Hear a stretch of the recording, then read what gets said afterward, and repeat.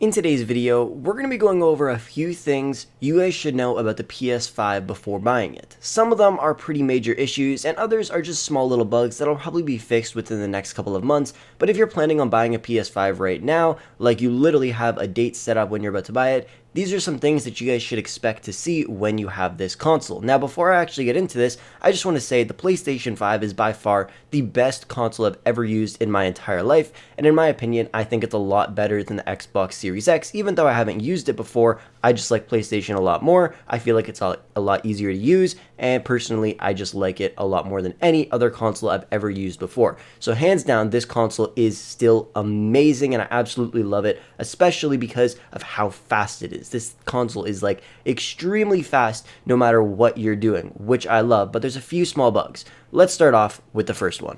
The first little bug that annoys the hell out of me, which honestly happens only for two games really, GTA 5 and Black Ops Cold War, but after I put the console in rest mode and I have one of these applications open and I turn my PS5 back on and I log in, for some reason the app will always crash. And I really don't know why this happens, but it just tends to do it literally every single time I turn my console back on after it's been in rest mode.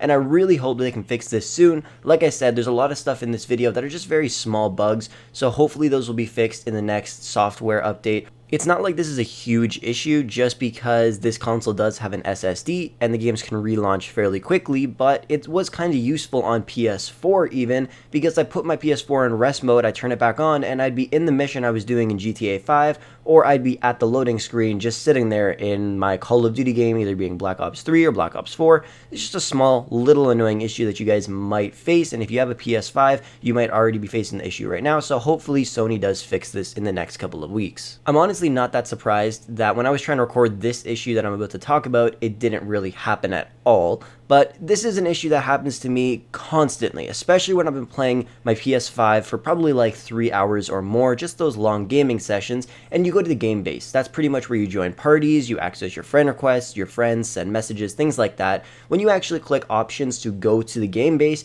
or even try to just join one of the parties, sometimes it'll just freeze and not work. The console won't actually freeze. You just can't move anything on your controller. You'll have to wait like 20 or 30 seconds sometimes. Obviously, it's not super annoying, but the main reason why it is annoying is because let's say you guys are playing Call of Duty. You're just about to start a round and your friend says, hey, add me to your group. The PlayStation 5 is extremely fast. If you were doing this on the dashboard, how you would normally without any applications open, you'll be able to add somebody to a group in a matter of seconds, or even just join a party in a matter of like 2 seconds, which is amazing.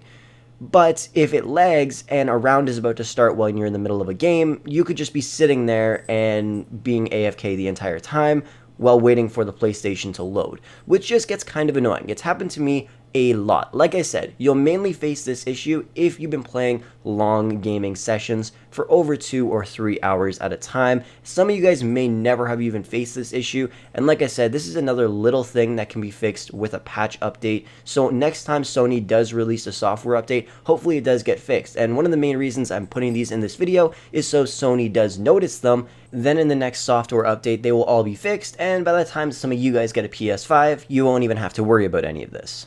One of the next major issues with the PS5 is going to be games crashing. Now, this isn't when you start up the PlayStation. This is when you're just playing the game normally. Now, it's not all games. For instance, GTA 5. That's not really a high-res game. That's really high quality, so that game does not crash that often.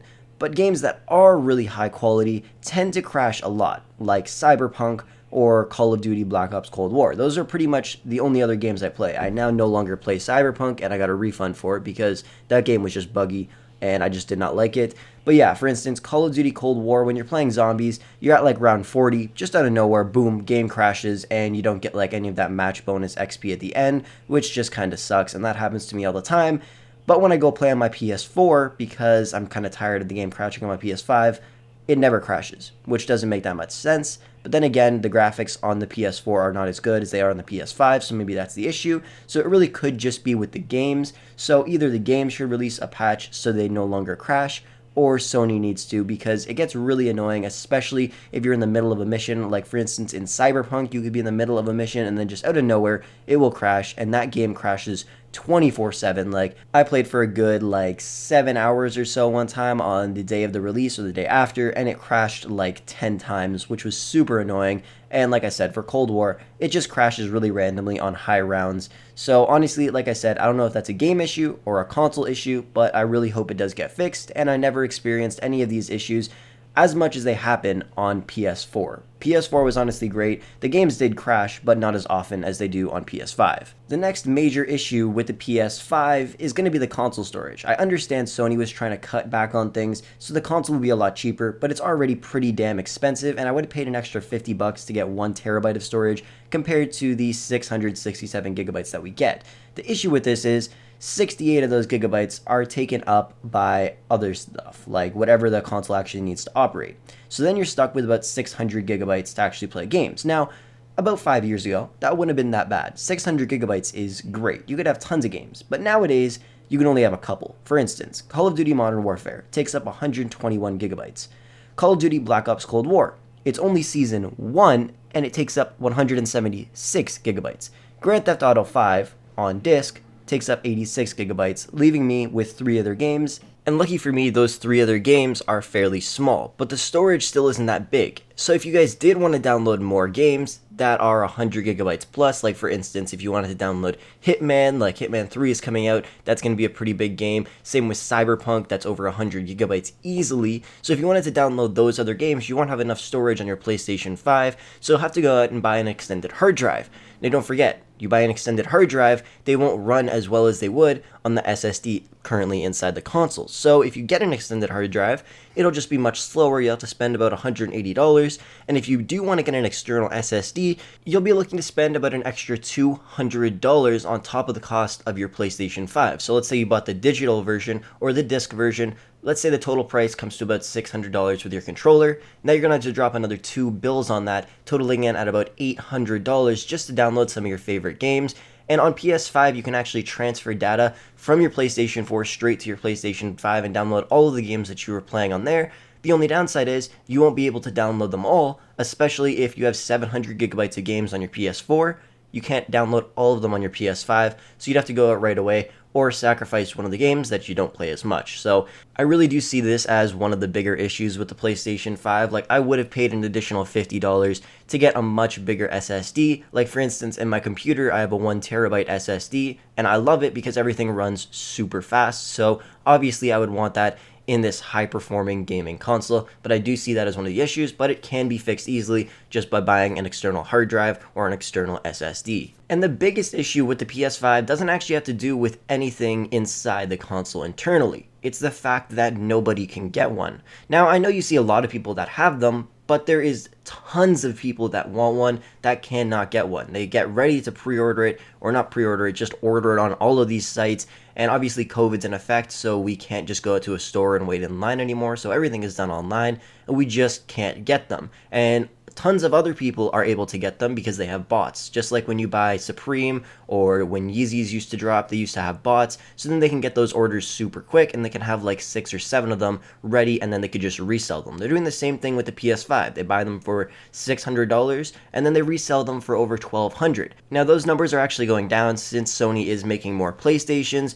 Then there's just going to be a lot more people that can buy them right from the store and save a lot of money, which is great. So I do see that as an upside, but I do think Sony could have released them a little bit better. They do know that there's a whole pandemic going on. They do know everybody is home.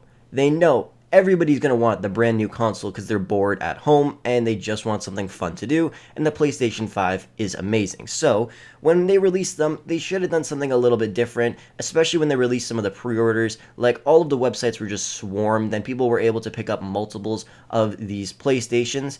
And what I think they should have done is ask for one piece of ID that cannot be replicated somehow in some way, shape, or form. I'm not really sure exactly what it would be, but just something to make sure that only one person can get one every single time. And literally, you just wouldn't be able to order one from any other site no matter what if you've already gotten one. And I think that's a great idea. I remember when I was trying to pre-order my PS5, I was standing in line at EB Games, and I did not know if I was actually going to get one of these PS5s, so I decided to go look on some other websites, and I did manage to find one. So I did pre-order it, And the downside was the money didn't get taken out of my account. So I didn't know 100% if I actually got it. So I decided to still wait in line, and I did actually get lucky. And out of the few people that were in line, I did actually get one from EB Games that I was standing at. So in that case, I had one.